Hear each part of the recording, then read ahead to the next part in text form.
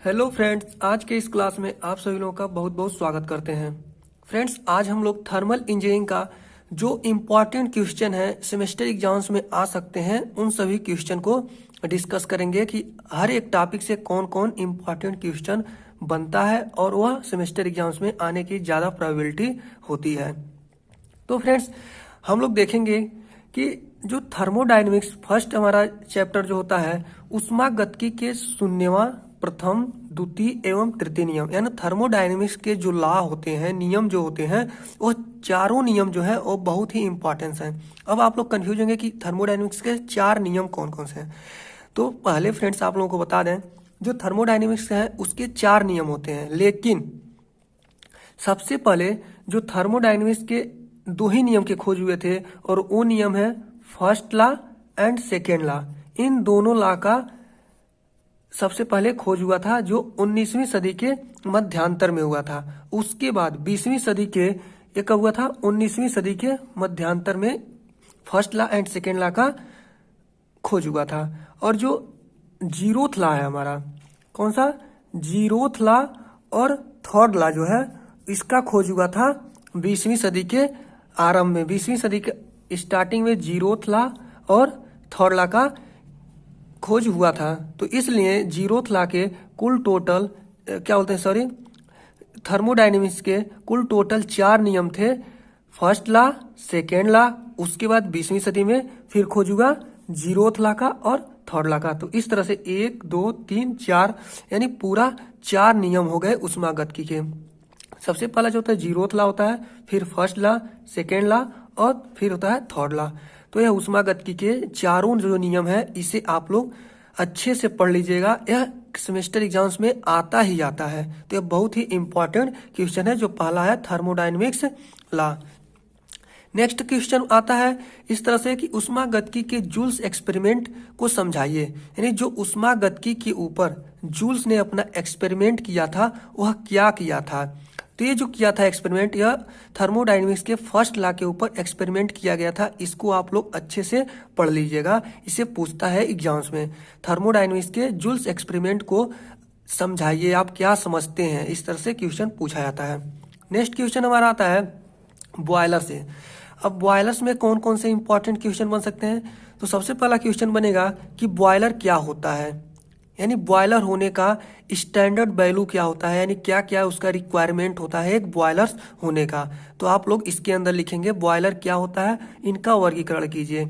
यानी बॉयलर्स क्या है, क्या काम आता है, कितना इसका स्टैंडर्ड रिक्वायरमेंट होता है, और बॉयलर कौन कौन से होते हैं, किस बेस पे कितने प्रकार के बॉयलर होते हैं। जैसे अलग अलग प्रकार से पूछ सकता है ट्यूब के आधार पर, जैसे fire tube, water tube boiler. फिर उसके स्थिति के आधार पर हॉरिजॉन्टल बॉयलर होता है, वर्टिकल बॉयलर होता है, इंक्लाइंड बॉयलर होता है। फिर उसके भट्ठी के आधार पर, मतलब अंदर भट्ठी स्थित होती है, फिर बाहर होती है। इस तरह से अलग अलग इसका प्रकार होता है। इन सब सारी चीजें इस क्वेश्चन के अंतर्गत आ जाएगा। बॉयलर क्या होते हैं और इनका क्लासिफिकेशन करना होता है। नेक्स्ट क्वेश्चन पूछता है 2 नंबर में कि बॉयलर्स के माउंटिंग्स क्या होते हैं और इसके एसेसरीज से आप क्या समझते हैं। यानी बॉयलर के माउंटिंग्स और एसेसरीज से आप क्या समझते हैं। एक क्वेश्चन बहुत ही इंपॉर्टेंट होता है और जो टिप्पणी लिखने के लिए देता है इन्हीं टॉपिक्स पर देता है कि बॉयलर के माउंटिंग्स और एसेसरीज से आप क्या समझते हैं, आप इसे समझाइए। नेक्स्ट क्वेश्चन बनता है कार्नोट साइकिल क्या है। कार्नोट साइकिल क्या है तो आप लोग अच्छे से पढ़ेंगे कार्नोट साइकिल क्या होता है और Carnot cycle, sorry, theoretical cycle और एक्चुअल साइकिल में क्या डिफरेंसेस होते हैं। यानी थियोरेटिकल साइकिल और एक्चुअल साइकिल में डिफरेंसेस देखना है और कार्नोट साइकिल क्या होता है इसे लिखने के लिए आता है। ये सब टिप्पणी में लिखने के लिए आता है। 2 नंबर्स का क्वेश्चन होता है। नेक्स्ट क्वेश्चन बनता है टरबाइन से इम्पल्स एंड रिएक्शन टरबाइन में अंतर लिखिए। तो सबसे पहले आप लोग पढ़ेंगे कि इम्पल्स टरबाइन क्या होता है। इसका आप लोग अच्छे से डायग्राम बनाकर फ्री हैंड देख लेंगे। जब अच्छे से आप लोग डायग्राम बनाकर कोई भी टॉपिक को कवर करेंगे तो पूरे अच्छे से आपके दिमाग में कंठस्थ हो जाता है। तो इम्पल्स टरबाइन और रिएक्शन टरबाइन को अलग अलग पहले आप देखिएगा, फिर उसमें डिफरेंसेस देखेंगे तो काफ़ी इजी वे में आपको याद हो जाएगा ये। तो इम्पल्स और रिएक्शन टरबाइन में अंतर लिखने के लिए दे देता है। नेक्स्ट क्वेश्चन है, चूंकि यहाँ पर जो इम्पोर्टेंट क्वेश्चन है उसी को मैं लेकर आया हूँ। अगर और ऐसे बहुत सारे क्वेश्चन हैं, देखेंगे तो बहुत सारे क्वेश्चन हैं, लेकिन जो इम्पोर्टेंस है सेमेस्टर एग्जाम्स के पॉइंट ऑफ व्यू से जो बहुत ही इंपॉर्टेंट है उन्हीं क्वेश्चन को मैं लेकर आया हूँ और उसमें और भी सारे क्वेश्चन कवर हो जा रहे हैं, ऐसा क्वेश्चन बनाया हूँ। नेक्स्ट क्वेश्चन आता है कि कंडेंसर क्या होता है। कंडेंसर टॉपिक से पूछ लेता है कंडेंसर क्या होता है और इसका क्लासिफिकेशन कीजिए। जो कंडेंसर होता है, कंडेंसर भी बहुत प्रकार के होते हैं, तो कंडेंसर के क्लासिफिकेशन और कंडेंसर क्या होता है इसे आप लोग अच्छे से देखेंगे। नेक्स्ट क्वेश्चन है CI मतलब कंप्रेस्ड इग्निशन तथा SI यानी स्पार्क इग्निशन, यानी कंप्रेस्ड इग्निशन और स्पार्क इग्निशन इंजन क्या होते हैं। तो आप लोगों को मैं इस वीडियो के लिंक में डिस्क्रिप्शन में लिंक दे दूंगा इसका। कंप्रेस इग्निशन और स्पार्क इग्निशन इंजन क्या होते हैं इसका मैंने वीडियो पहले ही बना चुका हूँ। यानी कंप्रेस इग्निशन कौन सा इंजन होता है, जो डीजल इंजन होता है वह कंप्रेस्ड इग्निशन इंजन होता है, और पेट्रोल इंजन जो हमारा होता है स्पार्क इग्निशन इंजन होते हैं। तो आप लोग अच्छे से लिखेंगे, जो इंजन कंप्रेस्ड फ्यूल के द्वारा यानी कंप्रेशन के द्वारा उसका कंबस्टन होता है उसे क्या बोलते हैं, कंप्रेस्ड इग्निशन, और स्पार्किंग के द्वारा जिसका कंबस्टन होता है स्पार्क इग्निशन इंजन यानी पेट्रोल इंजन जो होता है। और इन दोनों में डिफरेंसेस पूछ देगा। इस तरह से भी पूछ सकता है पेट्रोल इंजन और डीजल इंजन में क्या अंतर है, या CI या SI इंजन में क्या अंतर है, 2 स्ट्रोक 4 स्ट्रोक इंजन में क्या डिफरेंसेस है। बहुत सारे क्वेश्चन इस टॉपिक से इस लेसन से बनते हैं, तो आप लोगों को पूरे अच्छे से टॉपिक को पढ़ के पेपर देने जाना है। नेक्स्ट क्वेश्चन बनता है एयर कंप्रेसर। एयर कंप्रेसर क्या होता है, रेसिप्रोकेटिंग एवं रोटरी कंप्रेसर को समझाइए। सबसे पहले आप लोग एयर कंप्रेसर को लिखेंगे कि एयर कंप्रेसर क्या होता है। उसमें अलग अलग प्रकार के कंप्रेसर होते हैं, उसमें से ज़्यादातर पूछता है रेसिप्रोकेटिंग और रोटरी कंप्रेसर क्या होते हैं और इसमें अंतर बताइए। अंतर वाला जो क्वेश्चन है डिफरेंसेस वाला वो काफ़ी ज़्यादा इंपॉर्टेंट होता है, किसी भी टॉपिक का वह क्वेश्चन हो बहुत ही इंपॉर्टेंस होता है डिफरेंसेस वाला क्वेश्चन। नेक्स्ट क्वेश्चन बनता है आदर्श गैस के नियमों को लिखिए।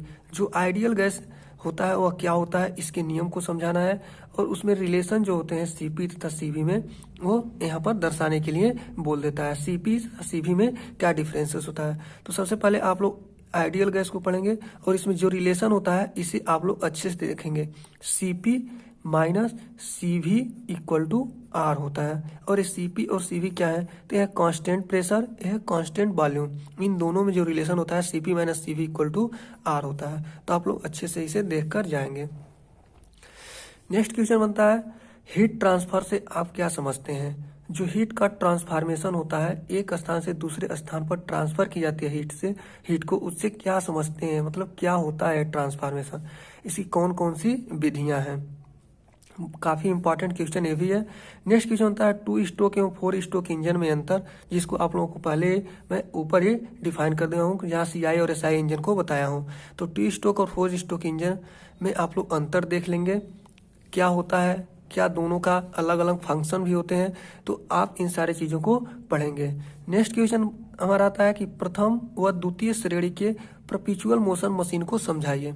यानी फर्स्ट क्लास और सेकेंड क्लास के जो परपेचुअल मोशन मशीन होते हैं वह क्या होते हैं और दोनों में डिफरेंसेस क्या होते हैं, ये भी पूछ देता है कभी कभी। नेक्स्ट और लास्ट क्वेश्चन हमारा जो है वह है चालन संवहन तथा विकिरण में अंतर समझाइए। यानी चालन विधि के द्वारा जो हीट का ट्रांसफर होता है, संवहन विधि के द्वारा भी होता है और रेडिएशन के द्वारा भी होता है। तो इन 3 चीजों में अंतर पूछ देगा और तीनों को पूछ देगा कि चालन क्या होता है, संवहन क्या होता है, विकिरण में क्या होता है, यानी इस प्रोसेस को भी समझाने के लिए बोल देता है। तो ये सारे हमारे थर्मल इंजीनियरिंग के कुछ इंपॉर्टेंट क्वेश्चन थे जिसको मैंने आप लोगों को बताने की फुल कोशिश किया है। और भी जो ये टॉपिक मैं लेकर आया था, इस टॉपिक में रिलेटेड और भी क्वेश्चन बनेंगे जिसको मैंने इस टॉपिक में ही कवर करने की फुल कोशिश किया है। तो ये वीडियो आप लोगों को कैसा लगा आप इसे कमेंट में जरूर बताइएगा, और अच्छा लगा होगा तो चैनल को सब्सक्राइब करिएगा, अपने दोस्तों के बीच ज़्यादा से ज़्यादा शेयर करने की कोशिश करिएगा। चलिए आज के लिए बस इतना ही, मिलते हैं फिर से अगले वीडियो में नए टॉपिक के साथ। तब तक के लिए जय हिंद, जय भारत।